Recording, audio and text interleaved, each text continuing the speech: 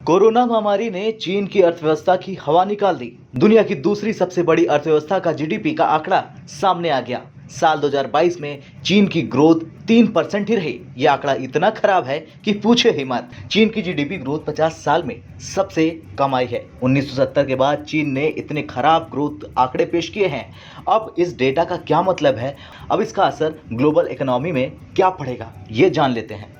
सबसे पहले चीन के आंकड़े को डिकोड करते हैं। साल 2022 में चीन की ग्रोथ 3% रही। चीन के दिसंबर के रिटेल सेल्स में भी गिरावट देखने को मिली है। इसमें पिछले साल की तुलना में 0.2% की गिरावट आई है। हालांकि कोविड केसेस में हल्की कमी के चलते इंडस्ट्रियल प्रोडक्शन में ग्रोथ देखने को मिला है। चीन का इंडस्ट्रियल प्रोडक्शन 3.6% की दर से बढ़ रहा। अब 50 साल में इतने खराब आंकड़े आने की वजह जान लेते हैं। चीन में कोविड केसेस की चिंता बरकरार है। समय समय पर नए कोरोना वेरिएंट आते रहते हैं। हाल के दिनों में BF17 कोरोना वायरस ने चीन में कोहराम मचा दिया था। चीन के कई शहर लॉकडाउन की गिरफ्त में लौट गए थे। वहीं कई कंपनियों में फिर से ताला लटक गया था। क्योंकि चीन ग्लोबल मैन्युफैक्चरिंग हब है, इसलिए चीन की डिमांड का डेटा बहुत महत्वपूर्ण हो जाता है। चीन की डिमांड के डेटा से कमोडिटीज के दाम पर भी असर पड़ता है। दुनिया समेत देश के स्टील और मेटल प्राइसेस में हलचल मच जाती है।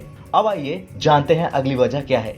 चीन में पिछले कुछ समय से प्रॉपर्टी के दामों में बेतहाशा कमजोरी देखने को मिल रही, यानी वहां प्रॉपर्टी क्राइसिस अपने चरम पर है। लोग चीन छोड़कर दूसरे देश में पलायन कर रहे हैं। इस वजह से भी डेटा में कमजोरी देखने को मिल रही। आंकड़े भी इस बात की तस्दीक कर रहे हैं कि चीन में नए घरों के दाम में लगातार 5वें महीने गिरावट दर्ज की गई है, यानी प्रॉपर्टी सेक्टर को रिवाइव होने में अभी वक्त लगेगा। अब चीन से खराब आंकड़े आए हैं, इस पर ग्लोबल इकोनॉमिक और फोरम्स क्या कह रहे हैं ये भी जान लेते हैं। विश्व बैंक के मुताबिक सभी बड़ी और दिग्गज अर्थव्यवस्था यानी अमेरिका, यूरोप और चीन के विकास दर में गिरावट देखने को मिल सकती है। ग्लोबल इकोनॉमी यानी वैश्विक अर्थव्यवस्था इस साल मंदी के कगार पर पहुंच सकती है। विश्व बैंक के सालाना रिपोर्ट में ग्लोबल ग्रोथ का प्रोजेक्शन को 3% से घटाकर 1.7% कर दिया गया है। अब आइए दावोस पर। स्विट्जरलैंड में इस वक्त वर्ल्ड इकोनॉमिक फोरम चल रहा है। इस फोरम में ग्लोबल इकोनॉमी के लिए बहुत बुरी खबर आ रही। वर्ल्ड इकोनॉमिक फोरम के 2/3 इकोनॉमिस्ट को इस साल मंदी के आसार